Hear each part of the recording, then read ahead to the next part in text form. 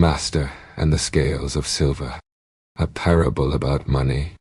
In the far east of the empire, beyond the hills of tea and rice, there was a city called Yurei, known for its vast markets and silver trade.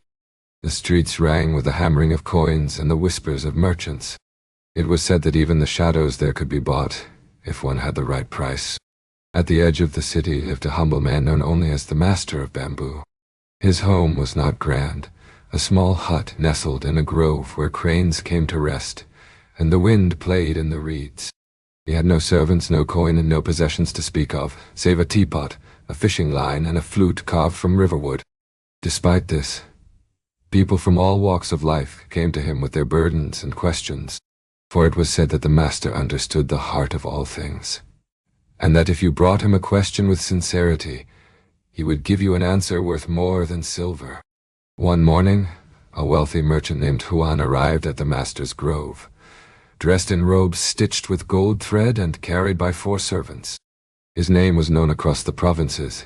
He owned silk roots, tea ships, and vaults of coin. But he came not to give, but to understand. Huan bowed with stiffness and spoke. "Master of Bamboo," he said, "I have come with a question." The old man poured tea but said nothing. He gestured for the merchant to sit. "I have built an empire of trade," said Huan. "My warehouses overflow, my ships are swift, and my ledgers are without flaw. But still, I feel restless, empty, as if all the coins in the world cannot fill a space in my chest. I have heard that you know many things. Tell me, what is the true worth of money?" The Master of Bamboo looked at him for a long time, then reached behind the bamboo mat and retrieved a small object, a scale no larger than a child's hand made of bone and jade. "Take this," he said, placing it before Huan, "and go to the village at the foot of the mountain. Weigh what you find valuable there, then return." Confused but obedient, Huan took the scale and left. Partwise, the village of simple hands. The village was small, its people weathered by sun and soil. Children ran barefoot. Women scrubbed linens in the stream. No one bowed as Huan passed. They simply nodded and smiled with ease.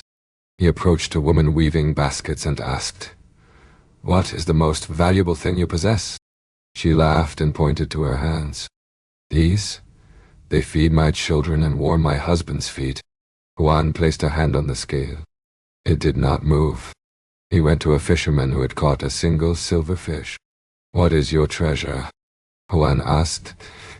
"My wife's singing," he replied. "It brings me peace after a long day." Huan tried to weigh the man's voice, but the scale remained still. Again and again, he asked, and each time, people showed him things that could not be measured. An old comb from a mother, a song passed from a grandmother, a story shared under starlight. The scale never tipped. Confused and frustrated, Huan returned to the Master. Part 3. The Price of Gold. "I asked them," said Huan, placing the untouched scale before the Master. "But none could offer anything of value. Their treasures were wind and song." The Master smiled and asked, "And yet, did they look as burdened as you?"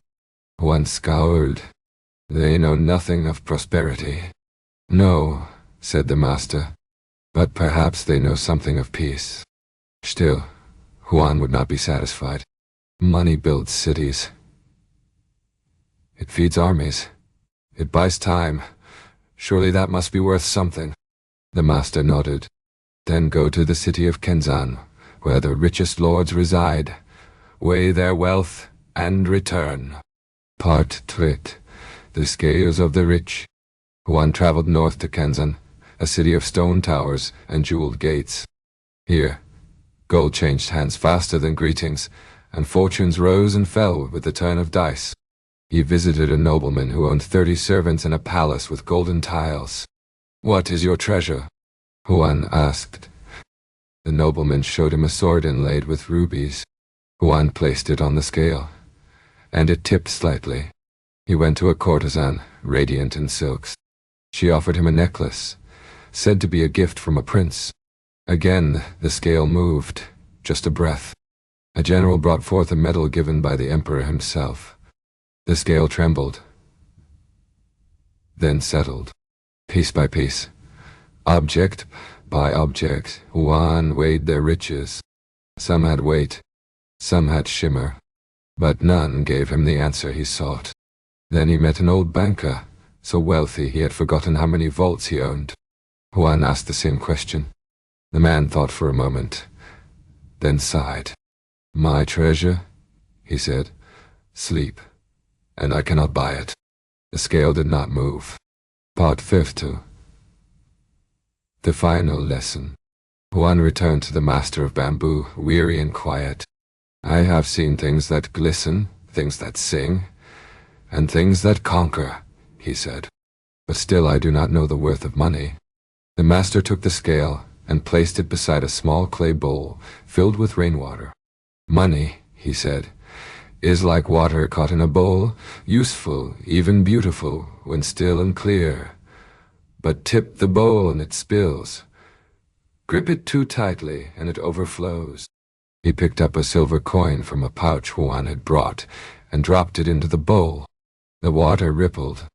Money can buy warmth but not love, comfort but not contentment, power but not peace. It is not evil, nor is it salvation. It is a tool, a mirror. It shows what you serve. Huan looked down. "And what do I serve?" "That," said the master, "you must answer for yourself." The merchant bowed deeply. From that day on, he continued his trade, but no longer did he count coins with obsession. He built a school beside his warehouse. He paid his workers fair and sat with his children at dusk. He kept the scale, never selling it, though it was carved from jade. And whenever he grew restless, he would hold it in his hand and ask, "What is the weight of a peaceful heart?" And in that, he began to find his answer.